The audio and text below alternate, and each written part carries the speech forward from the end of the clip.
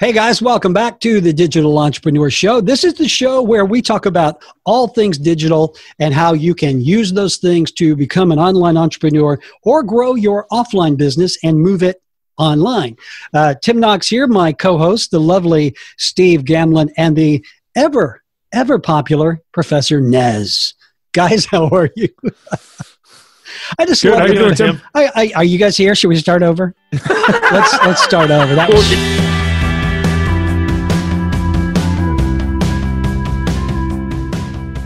Hey everybody, welcome into the Digital Entrepreneur Show. This is the show where we talk about how you can take advantage of all things digital to start, run, prosper, and grow your own small business, be it online or off. We talk about websites, blogging, video casting, podcasting, anything and everything that has to do with digital entrepreneurship. I am your host, Tim Knox, and my co-hosts are with me today, Professor Nez. How are you, sir? I'm doing fantastic, Tim. Good to see you. Good to see you too, Steve. Yeah, Steve's down there in his pumpkin world. Steve, how are you? Is it Halloween yet? No, but it's like you leave the decorations up. Eventually, the holiday comes back around. So, not bad at all. I think I hear your doorbell. Yeah. I have to tell the folks we don't let you know it, but on this show, I am Blue Boy.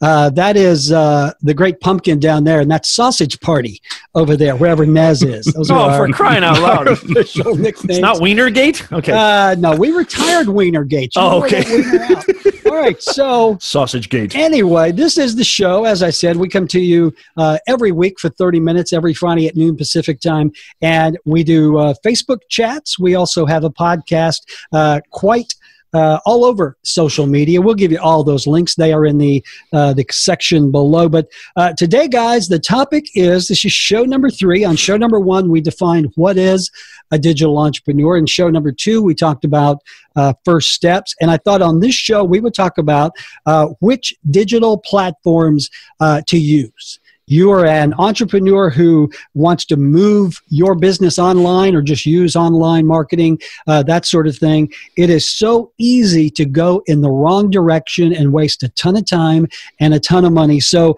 I thought we would do this show focusing on the options available and how to decide which option is best for me. Does that sound good? Absolutely. Sounds great. Good. Well, last week we talked a little bit about first steps, and we talked about websites and blogs and that sort of thing. So that's the first thing that I want to talk about, because I think we're all in agreement here that if you are in business, regardless of what kind of business it is, you do need a web presence. And the simplest way to do that is with a website. So I want you guys to talk, first of all, about your first website and getting that online. And then we're going to talk about the options today, because, it's so easy to do today. When I built my first website, back, 15, 20 years ago, I had to learn HTML. I had to learn how to code. There was no, point and click WYSIWYG tool. How about you? Steve, let's start with you. Do you remember your first business website and what you went through to get it online?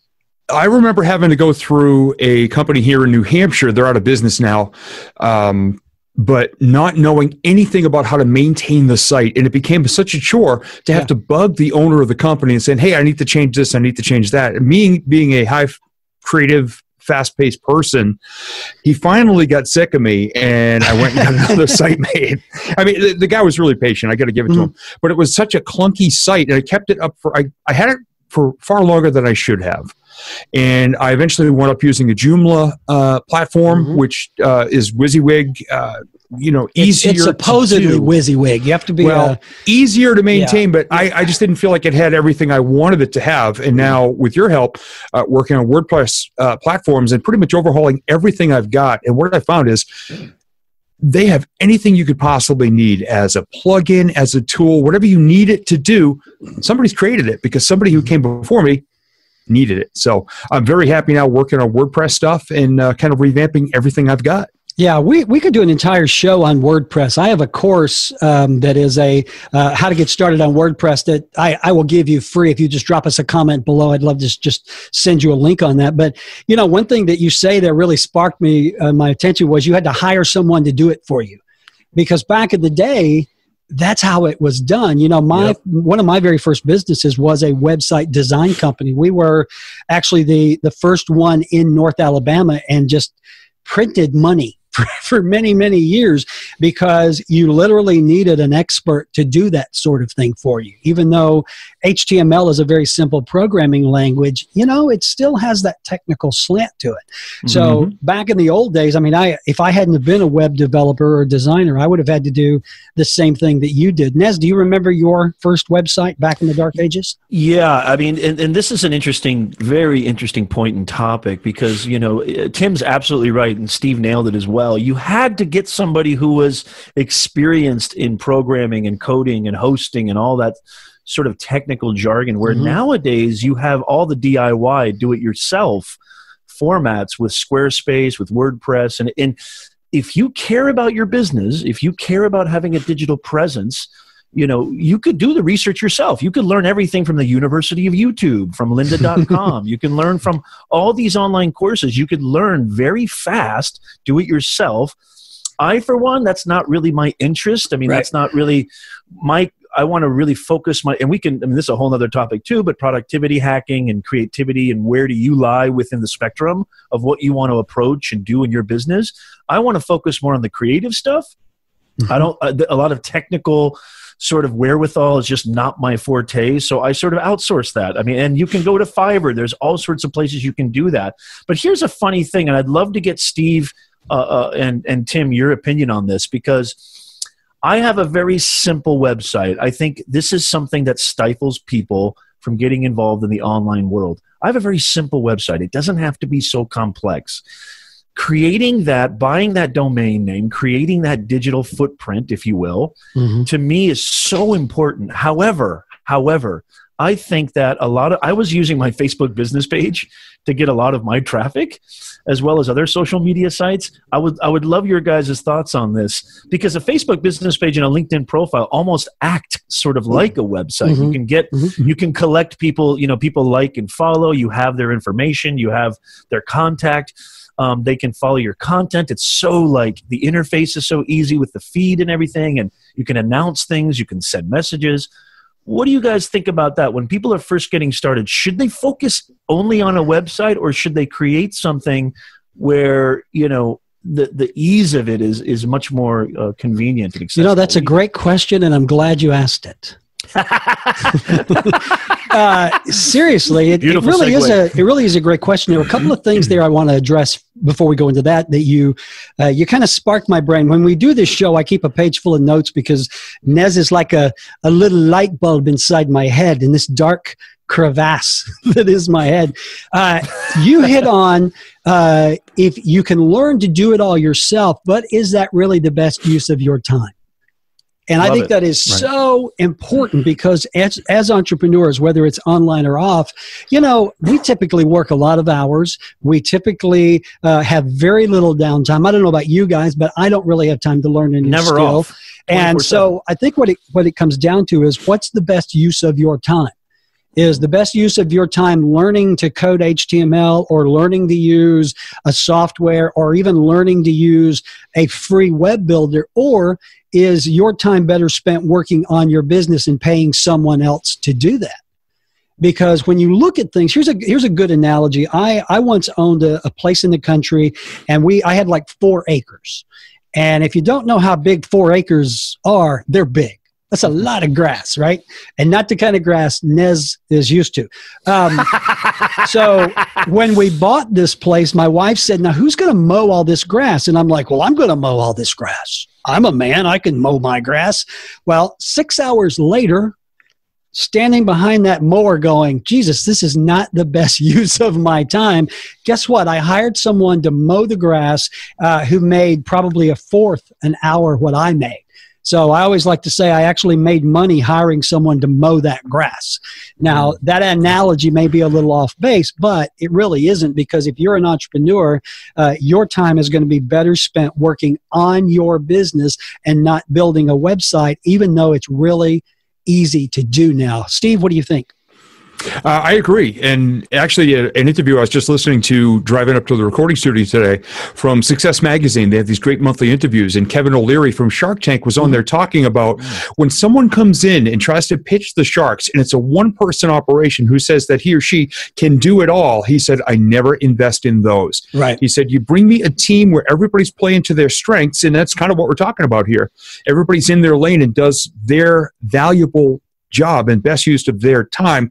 He said that is the best way to get me interested, first off, that you're all doing what you're supposed to do at the right times, and then working together, good things happen, whether it be getting your message out there, finding a web person, finding somebody to handle your social media, scheduling everything in advance so that you're not trying to come up with new stuff every day. That's very, very important. So, if I had 4 acres, yeah, I'd hire somebody to mow that. Sure.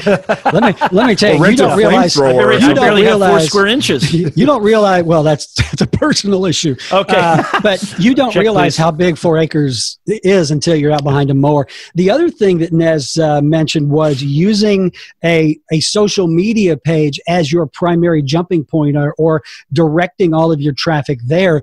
I'm a huge fan of that. Yeah.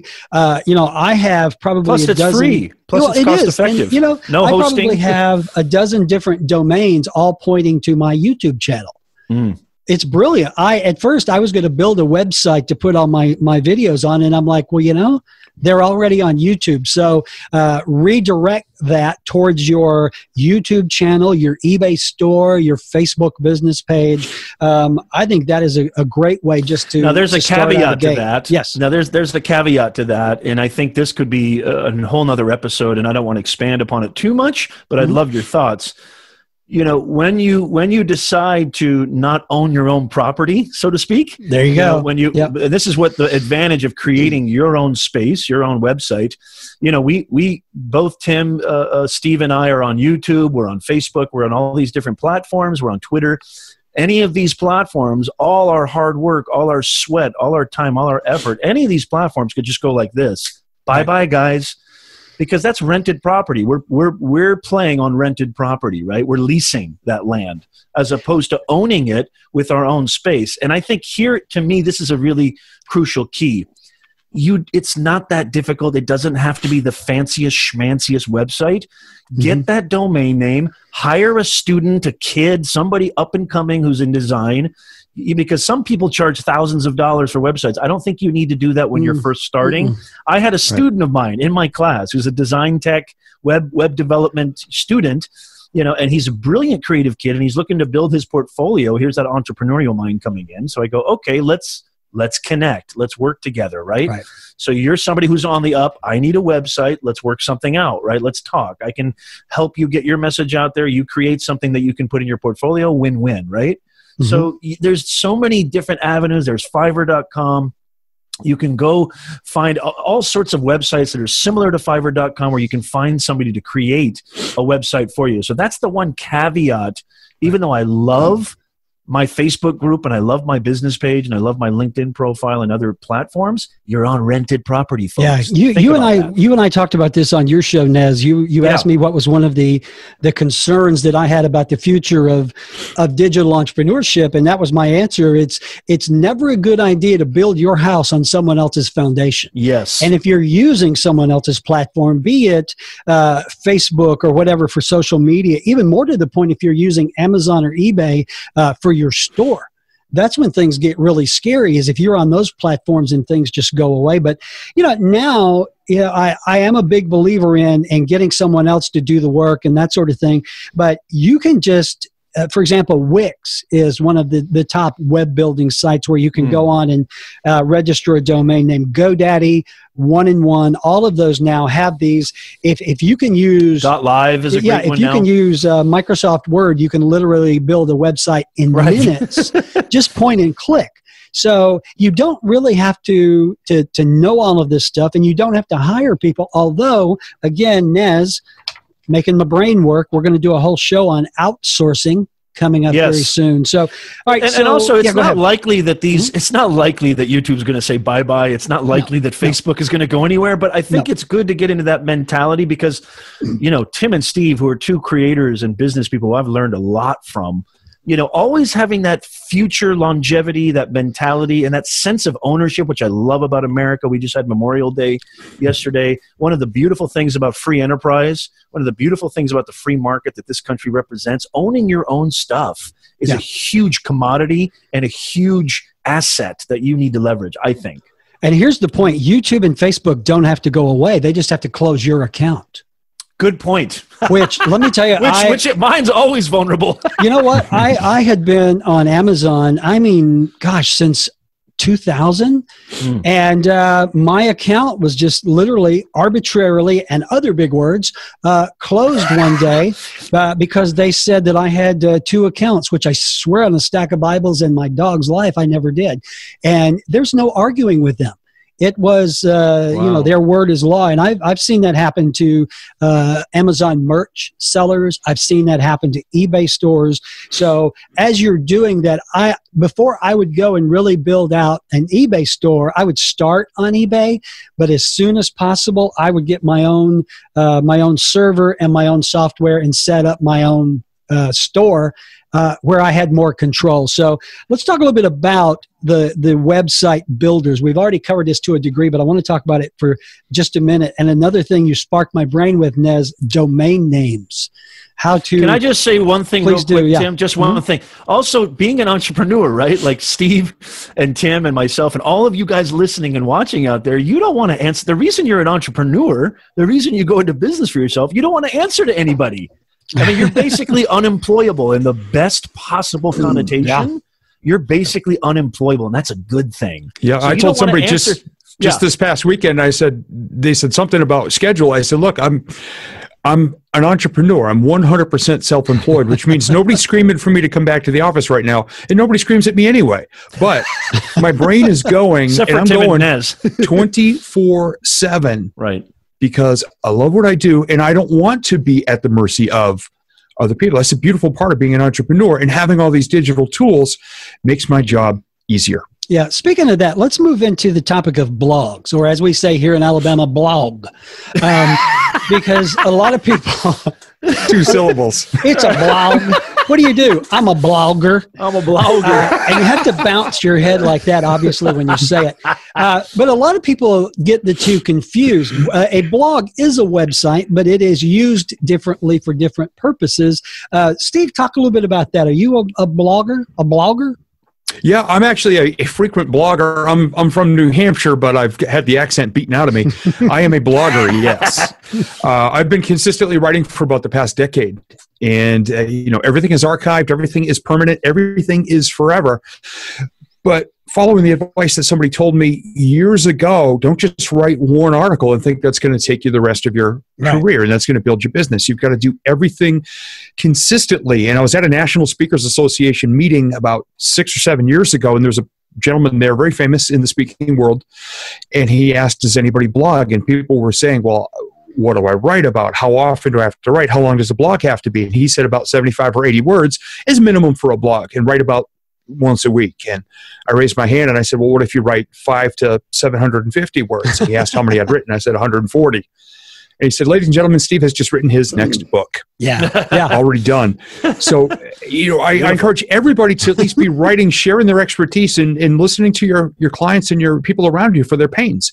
Tell the world how you would help fix it. And congratulations, you're a blogger. Yeah, I think the delineation there, and Nez, help me out on this. A website really is just that. It is a destination for your business where people can go and learn about the business, your products and services. It's somewhat impersonal if you're a service business or what have you. But a blog is more of, at least it started out that way, an online diary, if you will. Blogs started because people wanted a really quick and easy way to get their thoughts and their content online. And now, the 2 are married, where even if you go to a company like General Electric, they have a website, but they also have a blog where they talk directly to their customers. Nez, talk about the power of the blog as far as you know. Yes, and this is another thing that, first of all 100%, you absolutely, this is something that being a digital entrepreneur, you have to leverage. understand, investigate what your expertise is, what value you can bring, do some research, put in the legwork, put in the, get the elbow grease going, and find out what other people are saying in your specific niche, and see how you can tweak that a little bit and add something to that. I can't champion blogging enough. I remember, and Tim and Steve are going to heckle me on this, but I was one of the first. I used MySpace as a blog. I loved it. I absolutely loved it. And I had an audience. This was like 15, 20 years ago, whenever MySpace was around. I mean, I loved it. I was able to write my thoughts, my beliefs, my opinions. And now I'm crafting, I think Medium it's all free too, folks. It's all website. You can actually do blogging now on, we'll talk about vlogging, but blogging you could even do on social media now, on Facebook, on Instagram. There's ways to blog. Blogging is I think the number one key to blogging is establishing yourself as an authority.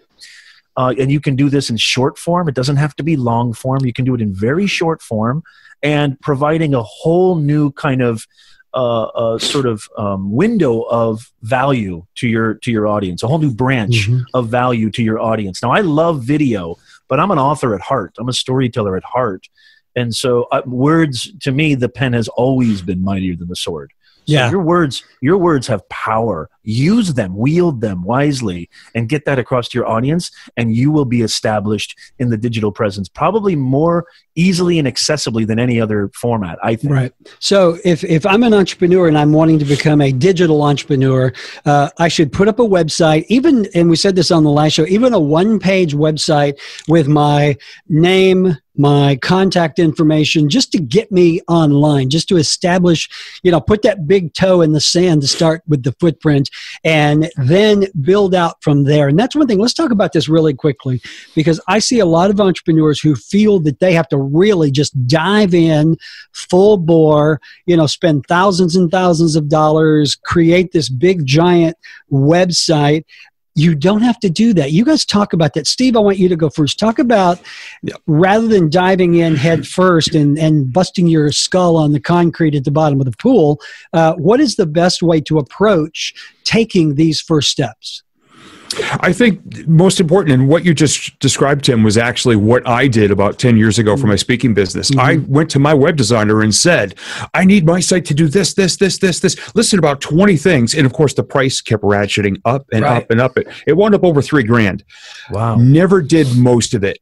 And now looking back and looking at the WordPress site I just built for my vision board program, and I'm actually a graduate of your WordPress course, so 2 thumbs up. I think people, like you said, just get a page out there with what you're about, what your messages are, who you are. Make sure you get your flavor into every single thing you do. Your personality has to come through to be attractive to the world. But start simply, because with the tools now, especially with WordPress, you can anything you can think of to add to your website, somebody else has already wanted to do it, and they figured out a solution. Yeah. Even building the site, I reached out to you. Hey, Tim, I need to do this. And you pointed me in the right direction for the widgets and the add-ons and the apps for this. So start simply. Don't overwhelm yourself. And there are speakers out there in the world, and I can't stand when people in my industry do this. They say, take massive action right now and just build everything huge. Well, guess what? You're going to get scared halfway through. Steve, they're on fire. You're going to get scared halfway through when you get out of your comfort zone, and you're going to abandon the whole damn thing. Yeah. And 10 years from now, you're going to see some credit card bill that hopefully you've paid off by then for something that you don't even own. Yeah. Because you gave up. And start simply, little steps. It's like the old wooden roller coaster. Top of the hill is your website. Just go click, click, click, click, click, click to get there. The ride's still going to be great once you get over the top of the hill, but don't overwhelm yourself. Well, here's another point that I think is important to make is just because you think it's cool does not mean your customer will. Yeah. I cannot tell you, I was in the website design software development industry for 20 years. And I cannot tell you how many times I have sat down with a client and we're mapping out his website and he's telling me what he wants. And I'm sitting there going, really? You really? And the reason he wanted those things because he thought they were cool. Yep. I will never forget one of the very first websites my company did back in the day. It was for a TV station, local TV station. And this was back when oh my God, AOL was around and the connectivity was just terrible. But I sat down with this guy. He was a wealthy guy who had owned this TV station for years. Excuse me. And he's like, well, I think it would be really cool when people came to the website, there's a TV and there's a goldfish swimming around inside the TV.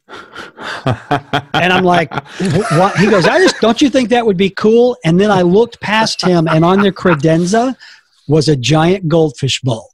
And he loved goldfish, and he figured, I bet everybody does. Yeah. And it took me hours of arguing with this guy, trying to convince him just because he thought goldfish were cool did not mean the people coming to the website thought it would be cool. Right. It goes back to what we talked about before, Nez, is what does your customer expect to see? Exactly. Before you put up a web page, what is it you have to offer, and what do they expect to see? Nez? Took the words right out of my mouth. I had a client who was in the fitness kind of genre, right? And so I helped him with his storytelling for his brand, and his initial sort of landing page just had a big picture of him with muscles, and it said muscles from Brussels. And I said, okay, and it's same thing what you're talking about. He thought, doesn't that look cool? Isn't that going to grab their attention? Right. He says, yeah, but it doesn't tell your audience or your customer. It doesn't identify what the hell you do for them. It doesn't identify what you can help them with. What problem can you solve? So we switched that to, I help people manage their fitness, manage their lifestyle, yada, yada, yada. I don't want to get too into it, but it's about, I love what Steve said. Keep it simple. Don't worry about having 50 tabs, right? But also being in the YouTube kind of context, which I love, and being in video creation and live video, value proposition. You need to tell them immediately, especially when they land on your website. We're probably going to have to do a whole show on value proposition. What value do you propose to bring to your audience? And it needs to pop. It needs to be right in the beginning. It needs to be right there, because attention spans across the globe, especially in the digital world, are shrinking every second. You gotta grab them. Yeah, well, you do. And the fact of the matter is, you have to grab them. It's not really grabbing them, it's luring them in. Because you have to realize, you have to lure them in. Get the lure. The fact of the matter is, if someone's looking for something like you sell, the chances are they're going to go to Google to start. Honest to God, guys, I know people who think you have to go to Google to get on the internet. It's like the on-ramp. So if they go to Google and type in whatever it is you sell, and your website happens to pop up, and they go to your website and they find that it's not what they were expecting, what are they going to do? They're going to ditch. Done. And so you have lost that minute, you've got about 3 seconds to grab their attention. And if you don't, they are going to be on their way. And by the way, if I could really quickly, guys, sure. You guys listening out there, you guys out there watching right now, if you're feeling like, oh my gosh, like maybe there's something wrong, your ignorance is completely acceptable. That's hopefully why you're listening to this show. Right. That's hopefully why you're watching us. We, Tim, Steve, myself, we were all at that point zero where we didn't know jack about jack, right? So it's okay if you're thinking to yourself, I didn't know I could make it simple, or I didn't know I could use a Facebook page, or I didn't know that Google was not the on-ramp. If you're thinking that to yourself, and you're thinking maybe there's something wrong with me, please decimate that from your thoughts. We were all at that point. We were all at that ignorant point zero. And I'm hoping that this show, I think it will, because I love these guys, and these guys are brilliant. We're going to help you, show you what mistakes we made and how you can, chart your course. And we're going to have to do that in 2 parts, because we've got about 2 minutes left on this show. Perfect. And what I would like to do is on our next show is come back and continue this conversation, because we barely got through websites and blogs. We still need to talk about video, audio, e-commerce, social media. So what we'll do, if that's okay with you guys, is we'll end the show here, and then we will resume this topic on the next show. In less than a minute, Gamlin, you got any final thoughts on this? Yeah, do something this week. And maybe if you are already online, just evaluate it. Maybe have some people you trust, not necessarily family and friends. Just take a look at it, and maybe ask one of your current clients, take a look at this page, whatever it is, whether it's Facebook or a website. Just say, hey, if we were just meeting right now, would this inspire you for us to work together? And just start working from there. And if you're not sure why you have your customers, ask them why. And when you start getting the same answers over and over and over, make that the beginning part of your website. Excellent advice. Hey guys, this is the Digital Entrepreneur Show. We're going to cut that right there. We're going to come back for part 2 on the next show. Do not forget that we are now on YouTube. We're on Facebook. We have a podcast on SoundCloud and iTunes. Guys, we're everywhere. Yeah. Everywhere. And we also do live events throughout the week whenever Nez can poke us into doing those. So make sure you subscribe to the YouTube channel. Hit that bell. Ring my bell, Nez. And also find us on Facebook. Make sure you like it because you know, it's what I say on my show. God forbid you miss this because it is an entertainment value. Hello. Guys, I'll see you on the next show. Take care, everybody. See ya. See ya.